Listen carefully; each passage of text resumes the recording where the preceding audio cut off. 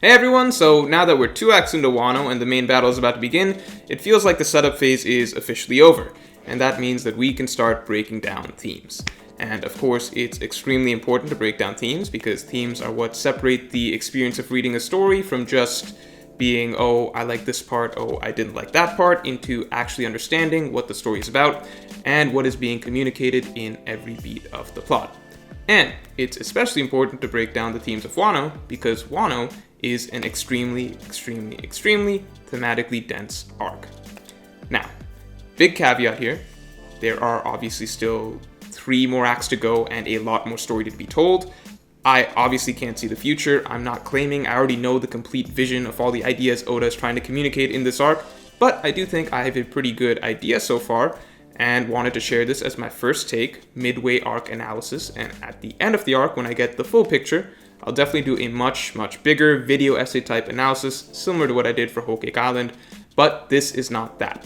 So, enough rambling. Before getting into Wano's theme specifically, we actually have to rewind for a moment and look back at a very important flow of ideas from the pre-time skip, as understanding that will make the idea behind Wano a lot more clear. It all started with Enies Lobby. So, this was the first arc that really focused on the actual dynamic of the Straw Hats as a crew, as a group of followers under one leader.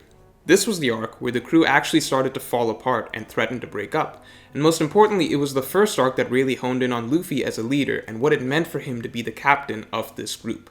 On the one hand, of course, there was Luffy's conflict with Usopp, where for the first time we focused on what it meant to really be the captain, the necessity of Luffy being able to command the respect of his followers in order for them to stay united. And then similarly, the arc focused on Luffy's burden as the captain, starting with his losses to Aokiji and Lucci and his eventual realization that in order for him to keep his subordinates safe, he must become strong, stronger than anyone, so that no one can take them away from him. And as such, a recurring point made throughout the arc was very specifically that if Luffy could not hold back Lucci, then Lucci would go and kill all of Luffy's subordinates. Luffy's willingness to take this challenge was what made Luffy such a great leader, as commented on even by Lucci himself. And interestingly, in this arc for the first time, Luffy's opponent was actually not the enemy leader, so as to show a contrast between Luffy's leadership and a coward's leadership. And lastly, the biggest takeaway from this arc was of course seeing the lengths that Luffy would go to in order to protect a single crewmate, that he would challenge literally the entire world for one of his own. So, if that arc focused heavily on Luffy as a captain, Thriller Bark, the next arc was the flip side. It heavily focused on the crew. For longtime viewers who remember my theory about Kaido and Kid's crew, this will all sound very familiar, but basically the theme of Thriller Bark was actually the value of subordinates. So the villain in that arc was Moria, who didn't believe in even having a crew anymore. Instead, he had an undead crew who had 0 sentimental value to him, in contrast to Luffy, whose crew is of course extremely special to him. As such, the entire arc really put the spotlight on the crew and emphasized how extraordinary they are. Luffy was the one actually sidelined for most of it, and they did most of the work against Oars. So if Enies Lobby showed us the length that Luffy would go to for his crew, Thriller Bark showed us what makes them worth giving everything for. We got to see the lengths that his crew would go to for him, with tremendous emphasis on their exceptional level of loyalty. The main takeaway point of this arc is how Luffy has assembled an extraordinary group of loyal followers. Now, at the end of the arc, we learn why Moria doesn't believe in having a crew anymore, because he, like Luffy, also once had an extraordinary crew.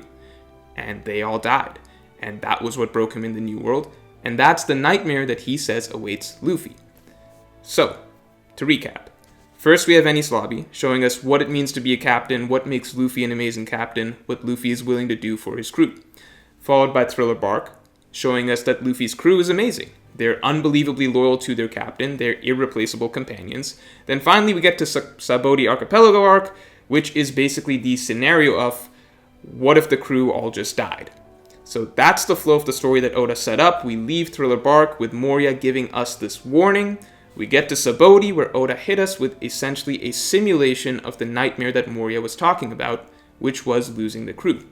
Luffy basically gets to experience the helplessness of losing his crew in front of his eyes in a non-fatal situation. Now, this whole Marineford saga in general was about Luffy experiencing failure.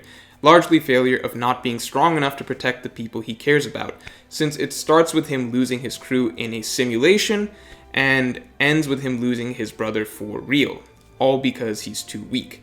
And all of this goes back to the realization he had in the first place in Enies Lobby that if he is not strong enough, he will lose those he cares about.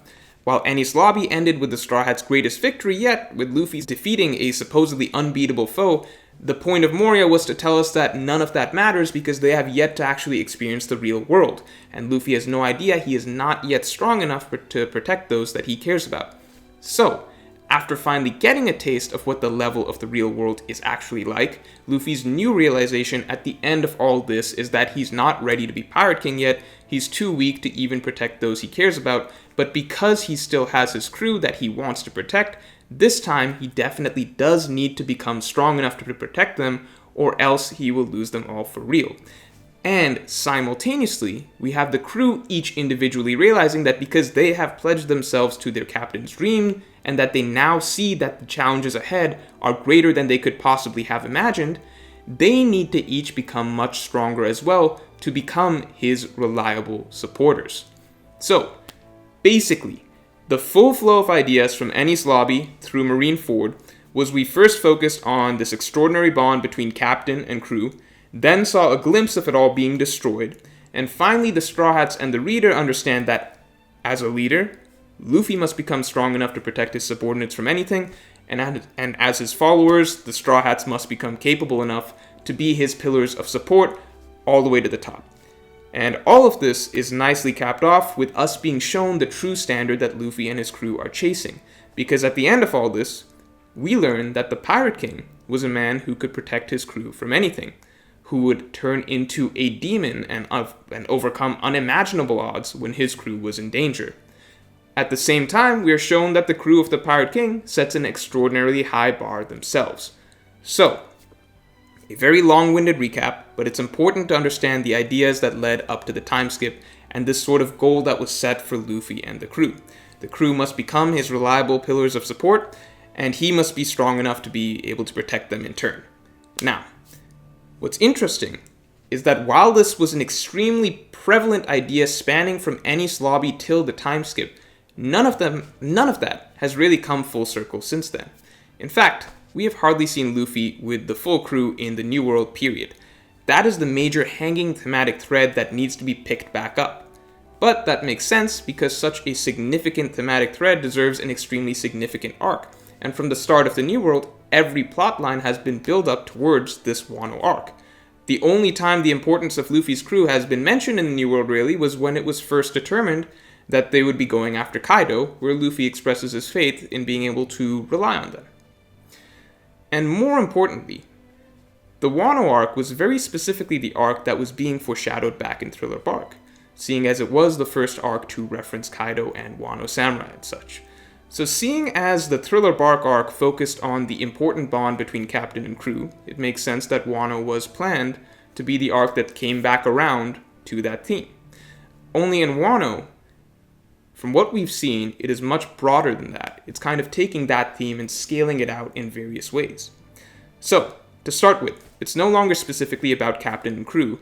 The number one theme of this arc, as I see it so far, is the bond between a leader and his followers. Normally in an arc, we focus on the story of a few of the natives of the land, but in Wano, we are very specifically following the story of 9 scabbards. 9 loyal followers who have lost their leader. Basically, this is the story of a Straw Hat crew that lost their Luffy.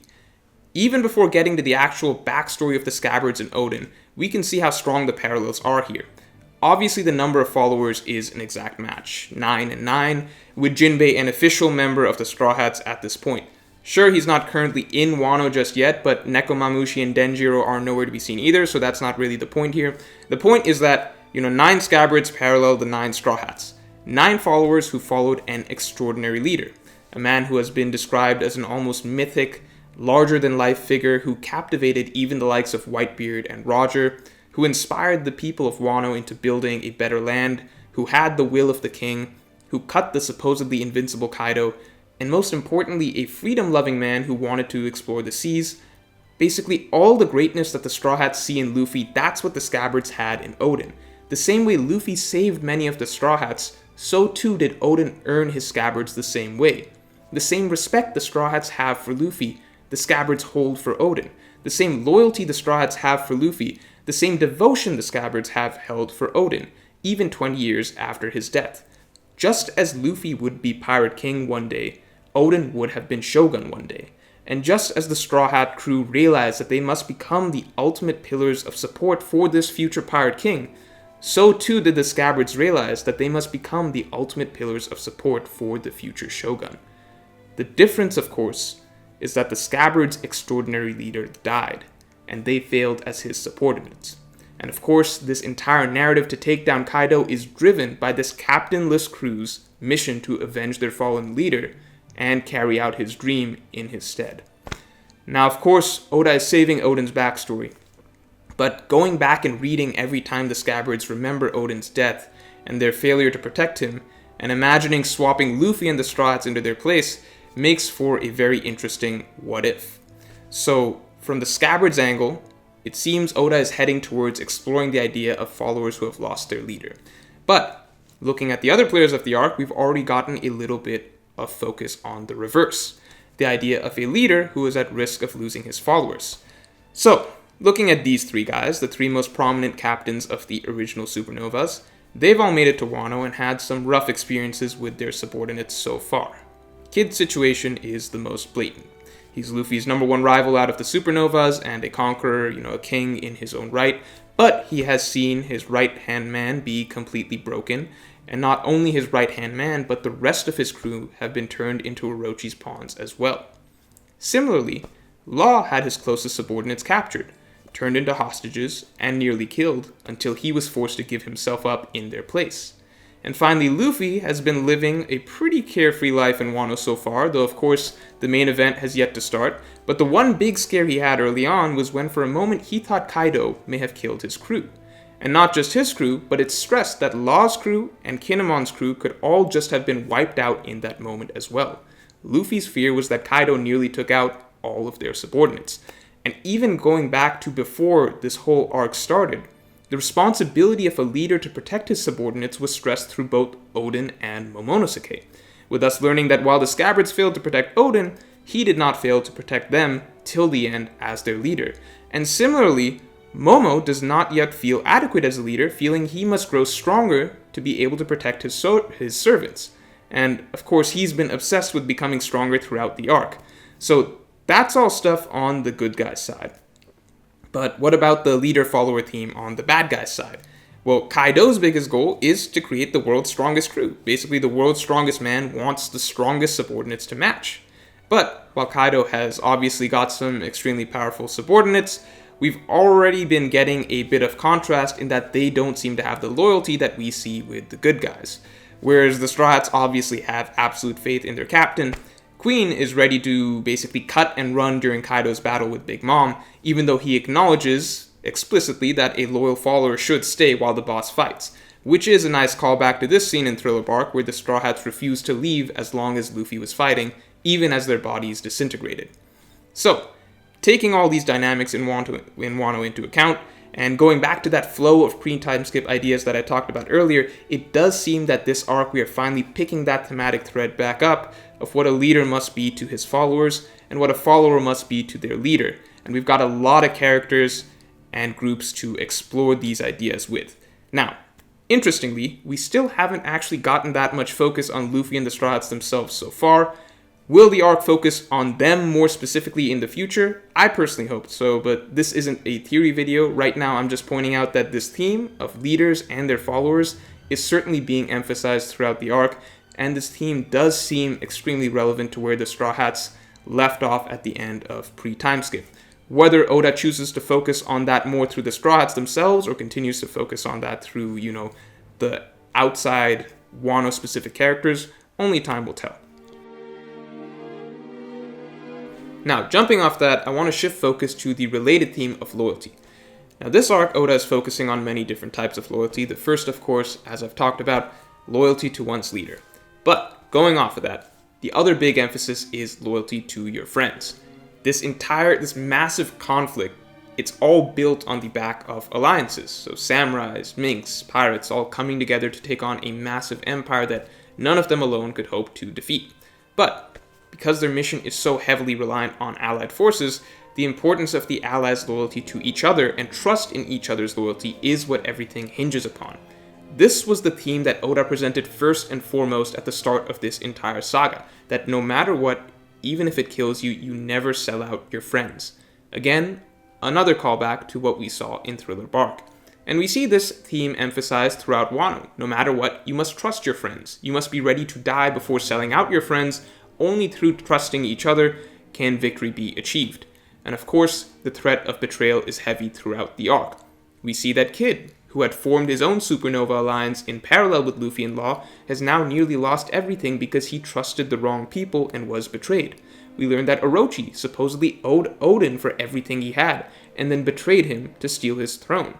And not only Orochi, but Fukurokuju betrayed Oden as soon as things got dangerous. And finally, of course, this is the first arc where the Straw Hats have a traitor on their side, whose betrayal threatens to ruin all their efforts. Now, fittingly, with the protagonist's efforts all centering around the unity of an alliance built on trust, Oda has doubled down on that theme by having the two big villains of the New World form an alliance in opposition, though I personally question its strength. So, we have loyalty and trust playing a big role at the moment, and I'm going to circle back to the general theme of loyalty in a moment, but first I want to talk about a very special theme this arc, the flow of time. And I say that this is a special theme because going all the way back to the beginning of the series, back to Loketown, the island of beginning and end, the chapter where the legend officially started, we had three fundamental themes of the story spelled out for us. Three things that cannot be stopped: inherited will, a man's dream, and the flow of time. Now, inherited will has been a constant theme throughout the series. Most every major character is carrying some sort of will passed down from somewhere else, and the theme of dreams is even more prominent. But the flow of time has always been a less explicit theme. It has simply been an idea that goes along with the general concept we constantly see, that dreams can be passed down as inherited will over time. But here in Wano, this is the first arc that we really get to focus in on this idea, the flow of time. To start with, this was the arc that we actually got a time-based devil fruit. And I remember when the chapter about time travel first came out and everyone was freaking out and worried that Oda might have ruined the story by having characters traveling back and forth through time, myself included. But from the start, we shouldn't have been worried because he told us the flow of time can never be stopped. And so Lady Toki reiterates that you cannot return to the past, but you can send the scabbards into the far future. And so here we finally have a setup where Oda can tell a story focused on the passage of time. So first of all, looking at the land of Wano itself, Wano is meant to feel like the most, ancient island that we've ever been to. I don't literally mean that it's the oldest island we've ever visited. We have no real way of knowing what that is. But I mean more so that this island is very specifically meant to invoke an old-timey feel, obviously similar to feudal Japan. It is heavily steeped in ancient values like honor, chivalry, tradition, etc. Things like dragons and tengus and nine-tailed foxes also all add to the sense that this is sort of a folktale out of an olden era. But since the theme is the passage of time, even though Wano is at its core this ancient noble land, it is rapidly dying from aggressive modernization that is taking place. So factories and industrialization are consuming the nation, and it's all thanks to 20 years under Orochi's rule. And as the arc progresses, beyond the state of the land, the passage of time is most prominently reflected in the people themselves. Before Act 2 begins, we're told that the 20 years of absence that the Kozuki samurai left behind can never be changed. And over the course of Act 2, we explore just what that absence meant. We meet men who seem pathetic at first, only to discover that they were once great, respected figures who over 20 years have been broken down into shells of their past selves. We learn about the proud samurai of Wano who waited years and years for the return of the Kozuki, growing older and weaker until they could wait no longer and rushed off to their deaths. We see how the remaining rebels have lived in imprisonment for 20 years, gradually becoming no more than lifeless slaves. But now, going back to the themes of loyalty and trust, what's really cool is how Oda is able to tie all these themes together. So as I talked about, a big theme is loyalty to one's leader and to one's comrades. And hand in hand with loyalty to one's comrades is trust in your comrades. Now, if you combine loyalty and trust with the theme of passage of time, you get this new theme, faith. And man, that is what Act 2 was largely all about. So, of course, looking at the general population of Wano, we can see that even as the nation and its people have suffered over 20 years, there are remarkably still people who remained loyal to their leaders and the Kozuki clan, and trusted that they will one day return, basically never giving up their faith. But really, it's through the scabbards that stayed behind that we get to really explore this theme. So first, on one end of the spectrum, we have Kawamatsu. And Kawamatsu represents absolute devotion and faith. Even through the decades on his own, even through 13 years locked in a cell, eating poisonous fish day after day, throughout it all he never wavers in his devotion to Lord Odin. And the moment he is released, we see that despite everything that happened to him, he still holds Lord Odin's suffering above his own. With Kawamatsu, there's no question that he has always been focused on carrying out Odin's final will. He was always waiting for the final battle. And similarly, never once did he question whether or not there would be a final battle, because he never once questioned whether his friends would return. Basically, loyalty and trust no matter how much time passes. Now, of course, the mission Kawamatsu had set for himself was to spend 13 years collecting weapons. And this is where Onimaru comes in. Kawamatsu initially gains Onimaru's trust through an extreme display of dedication to his master's mission. And after this, it seems like Kawamatsu essentially becomes Onimaru's new master. Now, of course, Kawamatsu gets captured, and his mission should have ended. But instead, Onimaru takes up Kawamatsu's mission in his stead. And so what we see is that just as Kawamatsu loyally devoted himself to the mission of his master, holding out faith that his efforts would one day mean something when his comrades returned to complete their master's mission, so too did Onimaru devote himself to his master's mission, holding out faith that his efforts would one day mean something when his master returned to complete his mission. Essentially, this entire dynamic was about the power of loyalty and faith, and how it can inspire loyalty and faith in turn. Now, on the other end of the spectrum, we have Ashura Doji. When we first met him, our impression is that this man is more cold-hearted than the rest of the scabbards, and doesn't have quite the same level of loyalty as the rest of them. Like, at first, we can't sympathize with him blaming the Kozuki samurai for their absence. However, while Kawamatsu spent the better part of 20 years by himself in a cell, Ashura had to actually witness the country slowly dying without the Kozuki samurai. We realized that he did believe in his comrades at first, but it became more and more difficult as he had to stand by for decades and helplessly watch as good men died in the wake of the Kozuki samurai's absence, while Ashura could do nothing but wait. If Kawamatsu represents unwavering devotion and faith, then Ashura Doji reflects the bitterness that can come from this long-tested faith. And so, by the time the 20 years is up, it seems that Ashura hardly even believes in the words of Lady Toki anymore. And even if her words are true, then what he has seen in these 20 years makes him hardly believe it will even matter. It's difficult to wait so many years and see so much suffering while still clinging on to this faith in the ghosts of his comrades. Yet, and this is the important part, he carried out his mission anyway. He still gathered the ships for the eventual rebellion. He still hunted down the blueprints to Kaido's mansion. Whereas Kawamatsu was always certain of the Kozuki samurai's return and that his efforts would be crucial one day to their success, Ashura could hardly bring himself to believe in any of that, and yet he carried on regardless. And that's the point of his story. Despite this deep bitterness that began to grow, despite his growing doubts that his comrades would return, or that the return would even matter, we realize that at the end of it all, he still set all that aside and grudgingly held on to his mission through all these years, because that's what loyalty is. And so, when I first read through the arc, I misunderstood Ashura's change of heart. I thought something more would be needed to change his mind and aid the Alliance. But what I didn't realize was that in actuality, he had always been ready to help the Alliance. He was simply furious with their attitude at the end of it all. The real reason he didn't join at first was in fact Kinemon and the Alliance's fault. They had disappeared for 20 years and did not understand the suffering they had left in their absence. And so from Ashura's perspective, after living through these long years of suffering and loss while still upholding his mission, for the others to return and not acknowledge any of that, simply expecting him to join the cause because he is supposed to, that was unacceptable. I had initially thought that Yasu's death was the changing point for Ashura's character, but in actuality, it was the changing point for Kinemon. After seeing Yasu die and then discovering the truth about Smile, Kinemon finally had a better grasp of the suffering in Wano that they had left in their absence.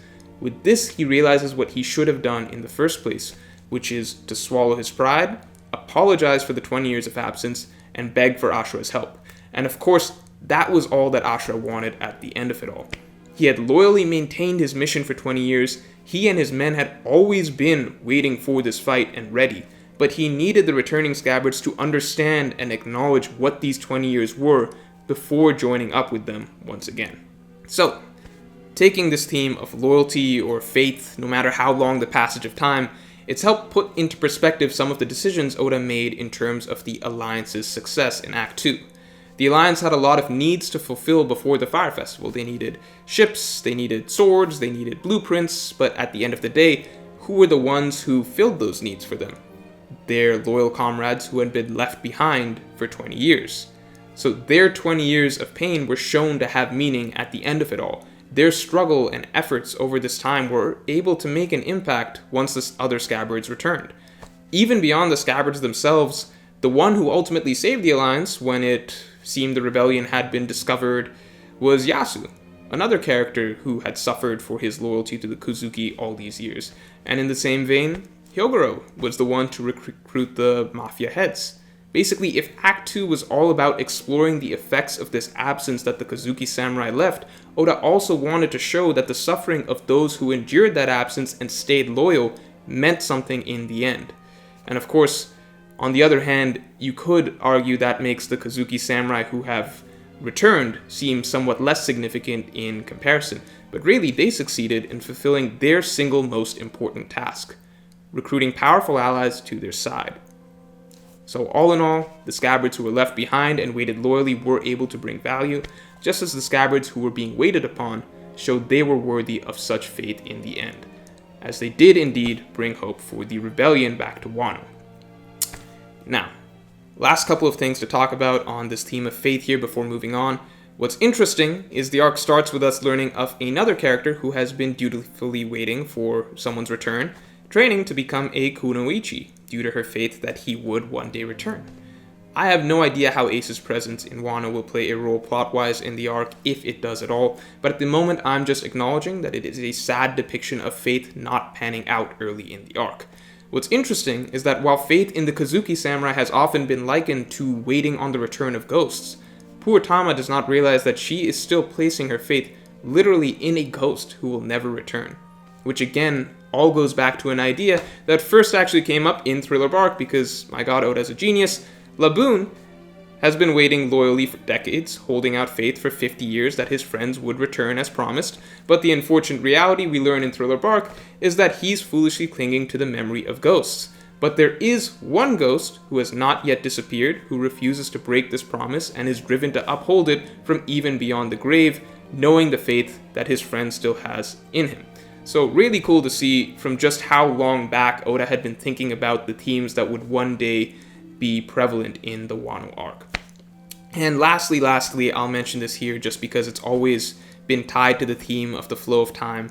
The theme of inherited will is showcased in this arc in a really interesting way, and that's through swords. Like, obviously, inherited will is a big part of the storyline regardless, as it is with most One Piece storylines, but I'm just saying that swords in particular are a really great way of focusing in on it. Because obviously in general, a sword in One Piece is treated as a very special tool. It's essentially what a warrior uses to enact their will, and so when a warrior's sword is passed down to somebody else, it carries a lot of meaning behind it. Like the first really definitive moment in One Piece of a character inheriting someone else's will was when Zoro took up Kuina's sword as his own. As they both had the drive to become the world's strongest, but now that Kuina can no longer use her sword to achieve it, Zoro is able to pick it up and carry on both their wills through it. And so that idea is really nicely brought back in this arc to highlight the idea that the fight that started 20 years back between Wano and the Beast Pirates is really not over yet. And so the wills of all those who have died over the course of this fight have not yet ended either, as their swords can be picked up and carried on through those who still fight. And I hope we're going to get to see more of this idea of swords and inherited will through new sword acquisitions we've seen in this, super sword-centric arc. So before moving on to the last few big themes of this arc, I'll just talk about a couple small things that may or may not be focused on more in the long run. One, there seems to be a soft environmentalist theme going on, in that it's not just the poverty and famine and drought and such that's really hurting the people of Wano, but the general destruction of Wano's natural landscape seems to be one of the harshest changes from Oden's time to the present. And that's one of the main things that Yasue names as Orochi's greatest crimes. And Oda seems to depict the bad guys as being pretty quick to destroy more of the landscape as they please. I don't know if environment preservation is actually going to come up again at all, but I figured I would mention it. We also seem to have a significant focus on classism and the divide between the elite and the commoner in the early stages of the arc, and that's a theme that hasn't been focused on in any arc in particular since the Goa Kingdom. Goa obviously had a huge emphasis on the paradise lifestyle of the rich compared to the poor being treated worse than dirt, which was all coming off the heels of a storyline where we had learned about the world nobles and how they live. And that's definitely something that Oda wants to focus on again in this arc, since we've had a lot of very deliberate juxtaposition throughout Wano of the excessively lavish lifestyle that the wealthy have compared to the inhumane living conditions of the poor. And it's been made clear that depending on what side of Wano you fall on, you might be experiencing heaven or hell. Now, I'm not sure if Oda's going to explore this theme in a new way this arc, or if he's just reiterating that this sort of class divide can be seen throughout the world. I guess the one new element thrown in that we see talked about a lot early on is how this sort of divide is actually built into Wano's class system, as those in higher classes like the warrior class are inherently superior to others. But that hasn't come up much since then, so whether it's going to be an actually recurring theme or not is yet to be seen. The last really important theme of the arc is spirit.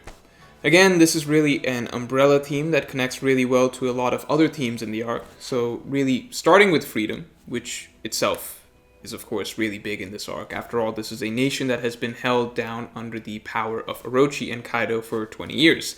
And in a more symbolic sense, this is reflected in the fact that Wano in general has essentially been in a complete lockdown state, closed off from the outside world with no people or ideas being allowed in, and not really any easy way out. So the idea is that breaking free of the Orochi-Kaido rule would be symbolically reflected in the nation's borders opening up. As such, it's fitting that this goal of breaking down barriers and creating a more open world is what Oda came up with for this arc, because this entire storyline is rebellion. That is the most inherently freedom-centric storyline you can have. Obviously, plenty of arcs have been about overthrowing authoritarian figures in the past. But the big difference is that in those other arcs, it was just our heroes, the Straw Hats, and maybe a few of their allies taking down the big bads. This is the first storyline in One Piece that revolves around an entire nation of people rising up to overthrow their unjust oppressors. And that's why this is the first arc that Oda really gets to delve into what rebellion means, which is that at its heart, it's about spirit. So combining themes, the desire for freedom and the spirit to fight for it is the essence of rebellion. Wano is an arc about rebellion. Now, what has happened to the people of Wano? As I mentioned a little bit ago, this is of course a land that is built on the values of chivalry, honor, and pride as warriors. This was once an extremely proud nation. Until, of course, this monster came along that they could not hope to defeat. A monster and his army that take great pleasure in breaking people's spirits. And so what we see is that even though this was once a proud, mighty nation, the spirit of the entire country of Wano has been broken. The people of leftover villages survive day to day, always on the verge of killing themselves. The former great symbol of chivalry and honor, Hyogoro, has become a pathetic, pitiful shell of his past self, barely even maintaining the will to live. Even those who pretend to smile in the face of all this hardship and suffering are in fact crying on the inside, and have had their spirits broken a long time ago. There is a sense of futility and hopelessness that has taken over the land, built over 20 years of seeing the impossibility of overcoming the great force that has come to Wano and trapped them in this closed-off nation. Even the former rebels of Wano have been beaten into submission, and no longer believe there is any hope of freedom in this land anymore. So, of course, enter Luffy, the embodiment of freedom, and in this arc, with this setup, we get to see him as a force for freedom in a way that we have never seen him before. This is perhaps the most exciting setup for Luffy's character that I have seen so far in the entire story, because for the first time, he's not acting as just some symbol of freedom that comes in and saves the day at the end. It's not enough this time for, a small band of heroes to swoop in and take out the big bad like usual. This time it's much bigger than that. This time there is an entire nation that needs to find the spirit to fight for freedom. And Luffy needs to be that flag bearer of freedom for all of them. So right off the bat in chapter 949, we see Luffy make two important statements on freedom that he has never communicated before. The first is a brand new idea being introduced to the series, with Luffy giving maybe his most articulate statement ever on how freedom gives life meaning, essentially saying that simply obeying orders in order to live another day is not truly living. It is better to risk it all and fight for freedom than live like this. The second statement is a callback to an idea that Oda introduced in the prologue to the Wano arc, very deliberately communicated through the Revolutionary Army. People who remain passive and do not fight do not deserve freedom. You need to have the spirit to fight for your own fate, because it's just as much your job to be a hero as anyone else's. And Luffy echoes his father's philosophy without knowing it in simpler terms. He and his allies are here to fight Kaido and free this land, but the weak people here have to choose for themselves whether they are willing to risk it all to fight for their own freedom. As Luffy shows, he is strong. He will fight for them, but at the end of the day, they need the spirit to fight for themselves. This mentality is the necessary spark for rebellion. And interestingly, we can go further back to see that Oda was already starting to communicate this philosophy through Luffy all the way back when the plan to rebel against Kaido started. Luffy refused to help until he heard Momo's own drive to fight. Again, Oda's vision for the story is amazing, but still, there's even more to why I believe this is the most exciting setup Luffy's character has ever had. For the first time, he has to act as the flag bearer of freedom for an entire nation, but why is that? What have we been told from the start of this arc that the people of Wano are missing? They need a leader. So much was made of this great man, Odin, the leader of the Nine Scabbards, of course, but also a great leader for all of Wano, the next shogun in line, the symbol for the nation. But as Luffy himself recognizes, the day Odin was killed, the nation stopped moving. His death left a gaping hole, and the loss of this central figure was the catalyst for the spirit of the entire nation ultimately breaking. Now there is no clear-cut leader to lead the samurai. So as I said towards the beginning of the video, this arc is picking back up that thematic thread of the bond between a leader and followers, but this time, Oda is also heavily focusing on the theme of leadership itself, not just between Luffy and his crew, or Luffy and his individual allies, not just what it means to be a captain, but the broad theme of what it means to be a leader. Even though Luffy is not yet the definitive leader of the alliance, already the trait that Oda has chosen to highlight has been Luffy's ability to sway the hearts of the people. Already the Scabbards have begun to see him as the linchpin to hold together the entire rebellion. And delving into the theme of leadership, what is it Oda is saying makes Luffy a great leader? Well, if we look at this scene where Luffy swayed the prisoners again, the most important moment was not his speech. I can imagine any run-of-the-mill main character giving a speech. What Luffy said was important, but the moment that made them listen first was his action when he grabbed the infected prisoners. Up till that point, they had accused Luffy of being an outsider, believing that things are easier for him because these problems are not his own, so he has less skin in the game. Luffy grabbing the prisoner was his most decisive way of showing that, look, your problems are my problems. I'm taking on the same pain you are. That has always been the way Luffy's leadership has worked. That has always been what Oda has depicted as the most important aspect of being a great leader. For nearly every single crewmate so far, the way Luffy has earned their following has been by coming in as an outsider, taking their problems, and making them his own, and then giving everything he has towards fighting it. Again, that has always been what makes Luffy a great captain, but here we have the perfect setup for his evolution into something more.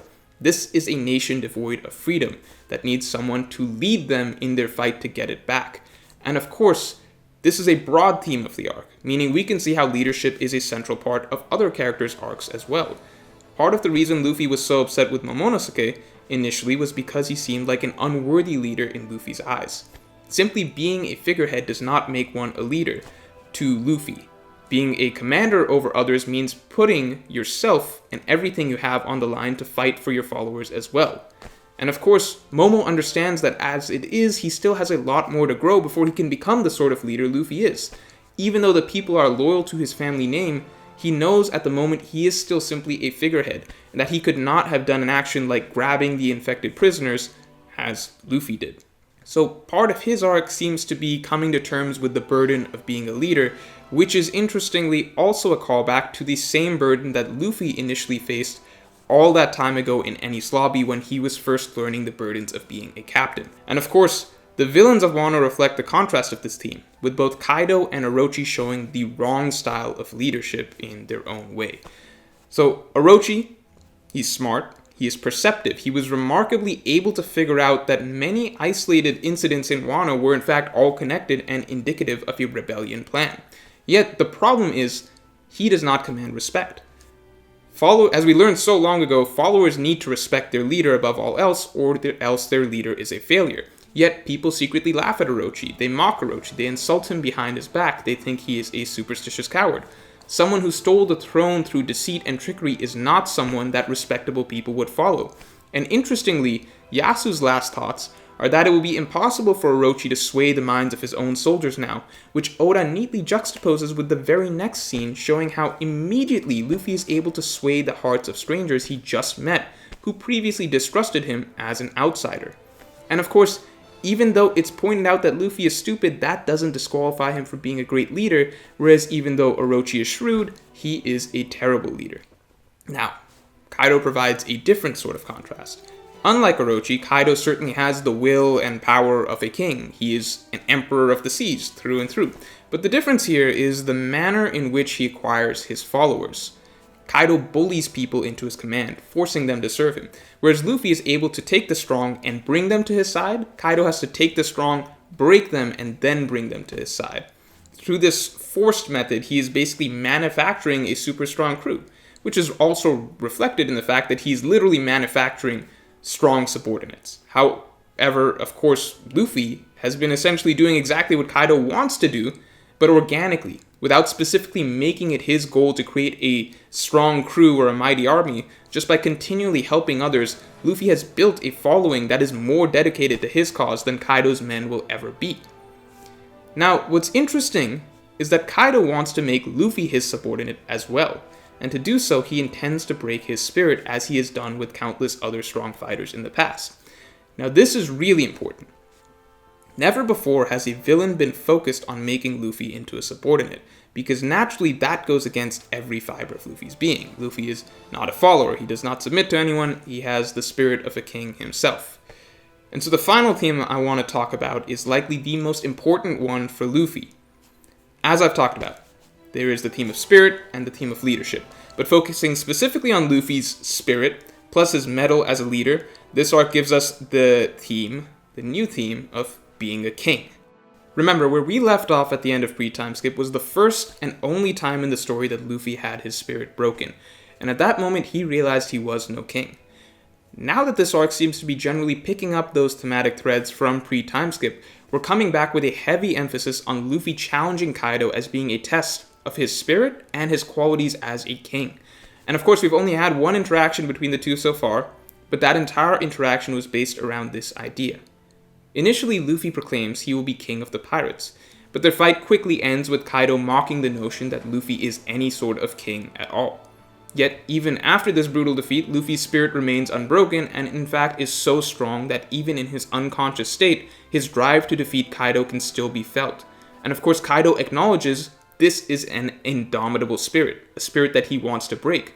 But as he says this, Luffy's indomitable spirit manifests as Supreme King's Haki because the two ideas are one and the same. A spirit that refuses to be dominated is the spirit of a king. In this same chapter, we get references to other notable king spirits in this storyline.